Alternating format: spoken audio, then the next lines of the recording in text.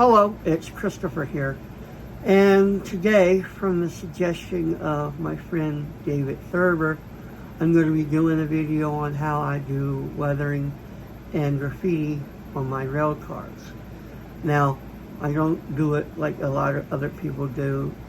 Because I'm an acrylic painter, I do most of my work with acrylic paints, sometimes inks, like India ink, for washes or whatever. I don't use pastel colors, chalks. I don't use, say, airbrush. Definitely don't use airbrushes. Everything is the way I do it. It's because I'm used to it. So, I'll show you how I do it. I know there's going to be some who will be like, well, you should do it this way. Well, it's the way I do it. Just disclaimer. So, anyway.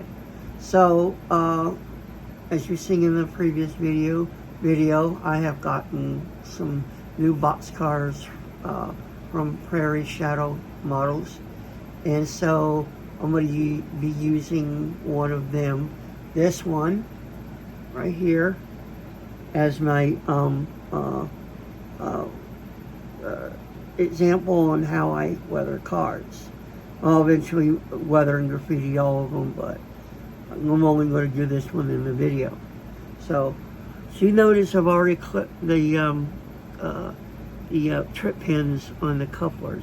Now, in the previous video, I said they were number 5s. I was wrong. These are actually the right size KD couplers that I use. The scale couplers, 144s or something like that. But so that saves me money from having to buy more appropriate couplers. So yeah, here we go. Okay, so the first thing we're going to do is I took off the trucks. I was trying to get a video of me doing it when my brother couldn't quite get an angle, so I said, whatever. So the trucks are here, the screws are in there. Always want to put your screws where you know where they're going to be. You don't want to lose screws. That would not be good. Now, normally I would also take off the couplers, but there's a really tight space, and my luck, I break something, so I'm going to leave the couplers on during the process of the weathering. So I'm going to move these off to the side. I'm going to expect to see what kind of trucks these are. Pretty nice. So the first thing we're going to do is we're going to weather up the trucks and set them off to dry, and my phone would focus.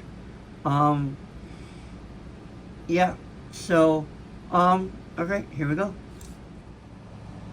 Okay, so I got the wheels off. Now, I inspected them.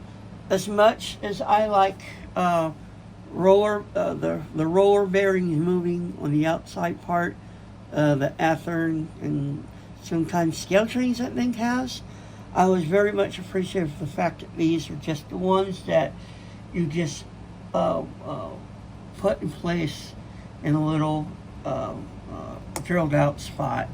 So I'm going to start with my wheels. Nothing too crazy. A lot of people do this. I got a little mixture of brown and oxide colors, and I'm just going to paint the wheels. Now, obviously, you're not going to paint the outside of the wheels, because as wheels roll, they're going to get rid of the rust, so they're always going to be shiny. So you're going to just keep doing it that way. Once I get these painted and dry, because you don't really want excess paint and whatever on this little part that sticks into the truck, I'll take a little piece of sandpaper and I'll sand those off. So yeah, time for some high-speed action.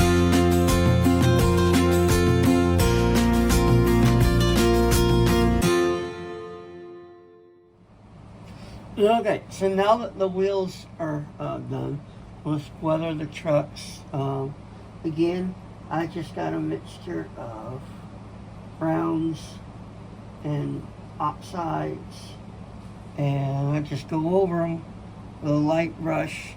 I don't do much water. If there's too much water like there is, I go back over it and really spray it down.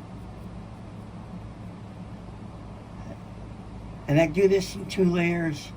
I let the first layer dry, and I go back over with a darker layer. Normally you would think to do it the other way around, but I don't know if that works for me.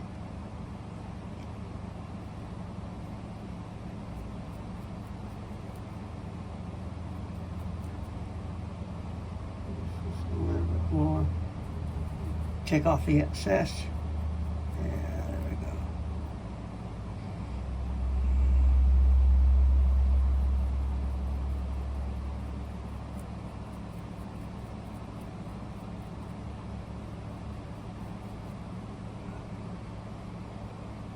That one needs a little bit extra. I didn't get quite as much paint as I should. Okay. I'll let them dry. We'll give them the second coat in a minute. Okay, and now we're going to go ahead and do the second coat. This time, I'm just going to do nothing but brown or burnt umber. So, as you can see, just take it and just slightly over it.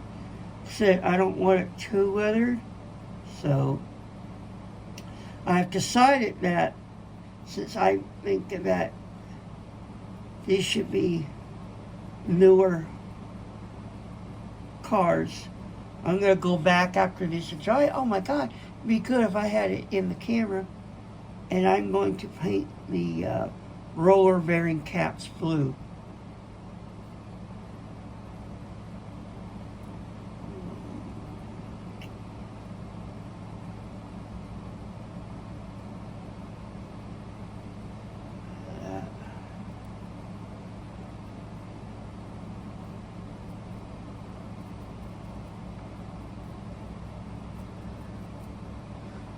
Okay.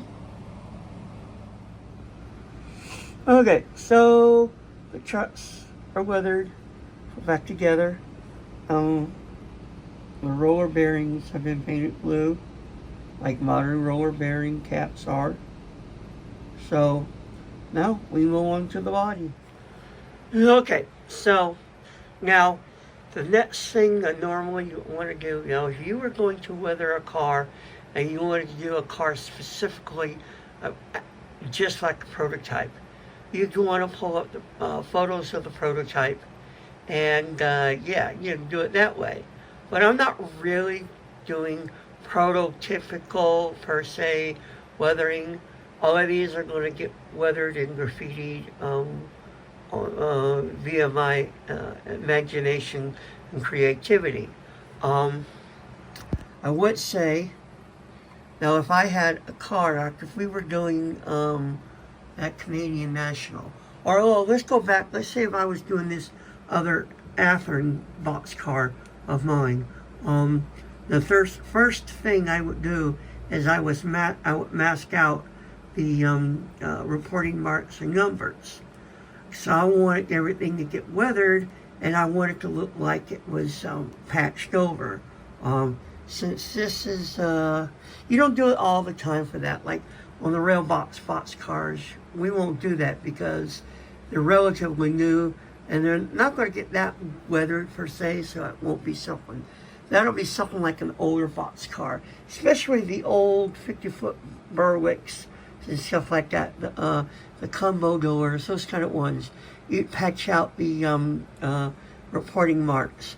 But since this is already patched out, I figured it was probably, painted over or whatnot. But I'm going to go ahead and start weathering this as is. So first thing I'm going to do is I'm going to take some whites, and I use gesso because it's already a thicker white than a normal white paint in acrylic. Then I'm going to take it and I'm going to put it, but then I'm going to try to get as much as the white off. Yes, I just do this just to get as much as I can off of it. Then I'm going to go over like this and just slightly, and it gives like this white, kind of tones down the color.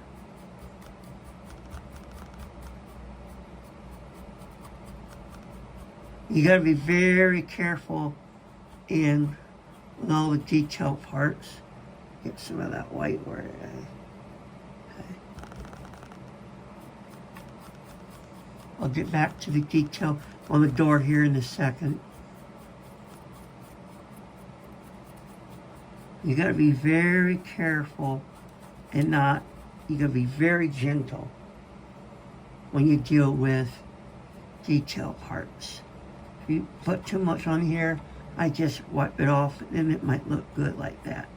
Okay? Now, in the real world, as trains go, dirt and dust and grime always likes to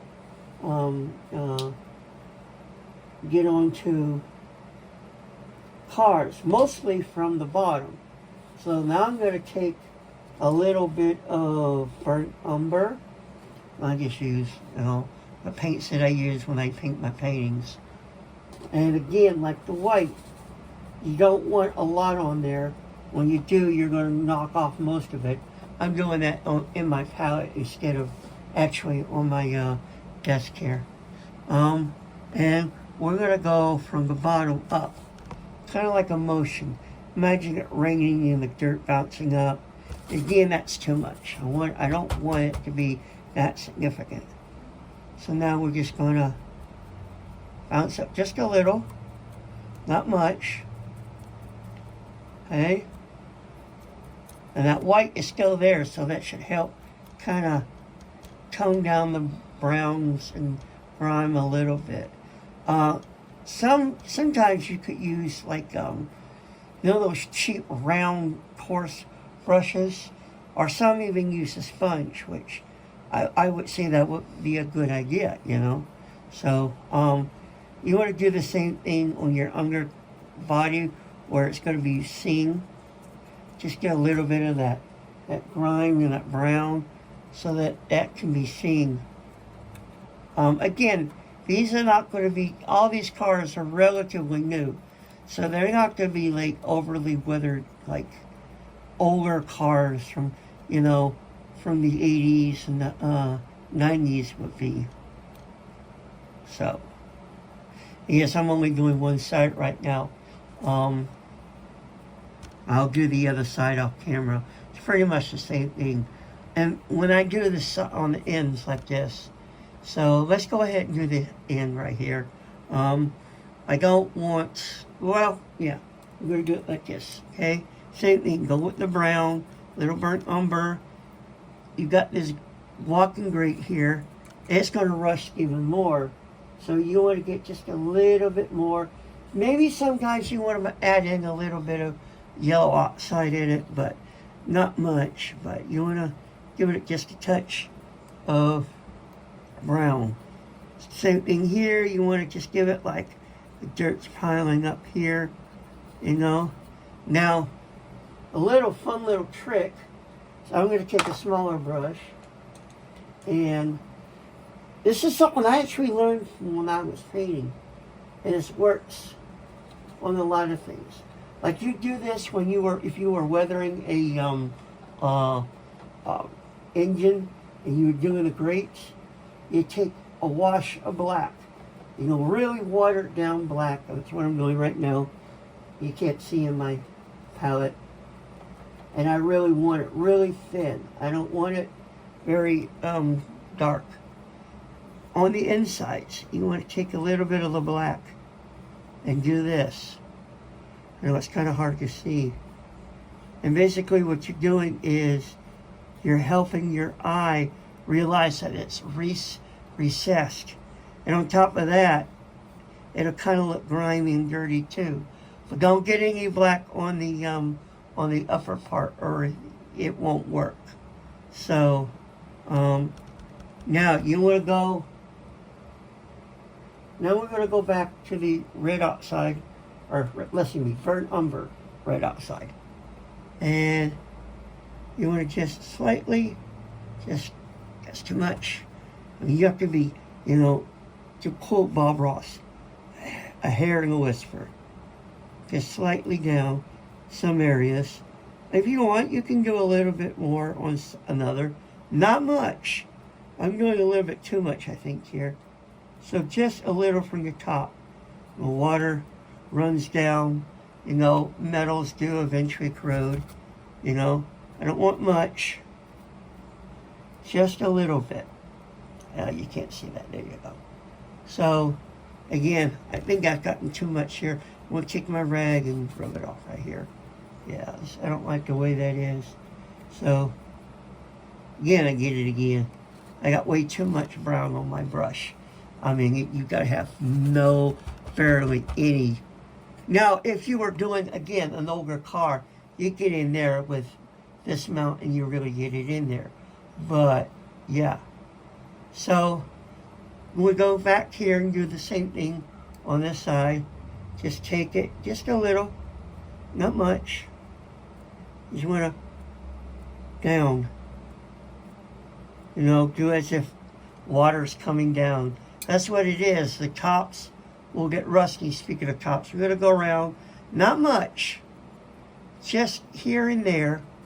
The relatively new car. Again, if this was an older car, you'd really get in there and want to rust it out. But I don't want to rust that much. Like I say, these cars are only a couple years old. So you want just a hint of weathering. Maybe a little bit more in some spots, but yeah, you don't want much. Just 3 hairs in the hair. I'm trying to quote Bob Ross and I can't do it.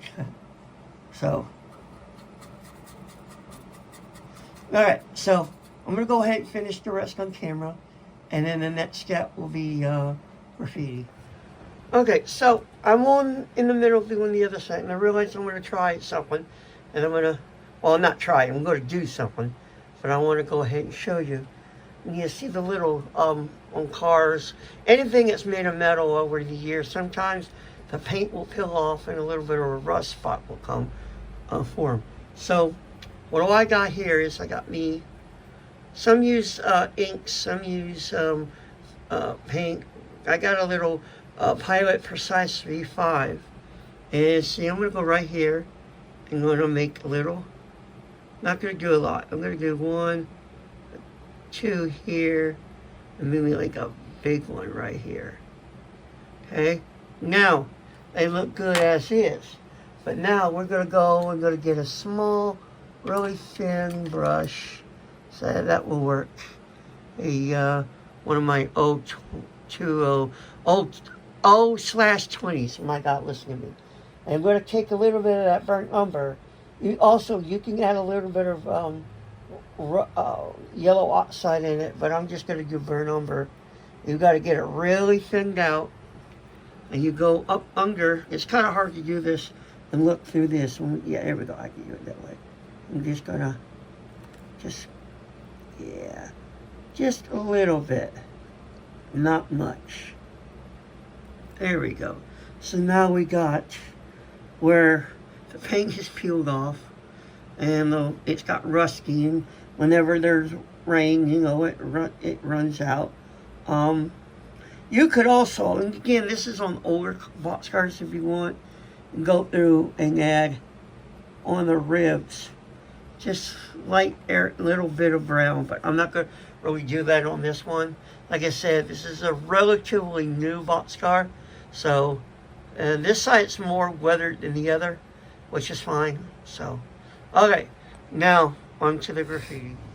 Okay, so now let's do some graffiti. I've already got one little graffiti on here.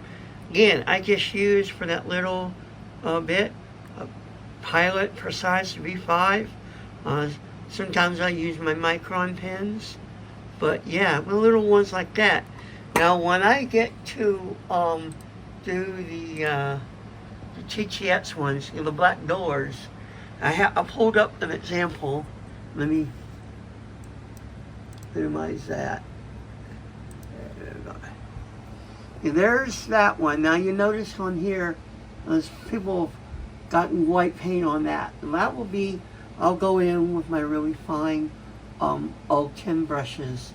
And with my paint, I'll get in there and do a few bit of graffiti with the white paint on that. So anyway, so what we're going to do with here is you can do whatever you want. Now again, if you were modeling one specific boxcar, you're going to actually copy exactly what the graffiti is on there. I'm not doing that. This is all my imagination creation. So, check this so you can see better. I got on here, I penciled down 2 things of graffiti. I'm not going too crazy. Again, you can see how detailed sometimes they can get. Every once in a while I'll do that on some of my cars. But so again, there's different ways of doing it, whatever. So I'm going to go ahead and we're going to do a time lapse, and you can watch me do the 2 pieces of graffiti. All right.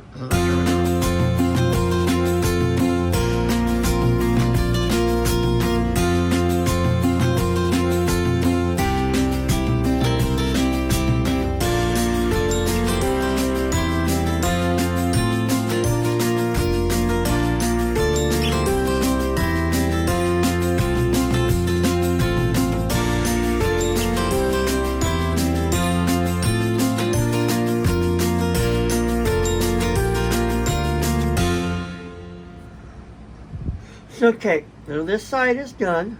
Not like I said, the graffiti is kind of, nothing extravagant. I may on the other side do like a little drawing or something. I'm not sure yet, but I don't know what I'm going to do with that on video or not. But what I'll do now is, now that that's set, I got a little bit of matte clear, not much, and I'm just going to spray it, not much, just so that everything is set in. So anyway, all right. Okay, so here's the other side. I had a little fun. I get a little Daffy Duck. You are despicable. And I get a little interesting one for my brother. It's not the best one I can do, but I saw something similar on the card at I don't remember where, but I figured I'd do that. So, yeah. Okay. So let's get her wheels back on, and yeah, let's take her for a test spin on the layout. Oh, and I did want to mention, let's go on the other side. A lot of times, either because it was patched over after the graffiti, or sometimes when the modern graffiti artist will not cover up important information. That way companies have no reason to cover up the graffiti, so you can see the numbers are still showing even though the graffiti is right there. So I just wanted to mention that as well. So yeah. So yeah, okay, that's one boxcar down, and 6 more to go. Well, really 7. I have that Canadian Pacific green boxcar from that, and I got to weather. I also weathered up my pink rail boxcar.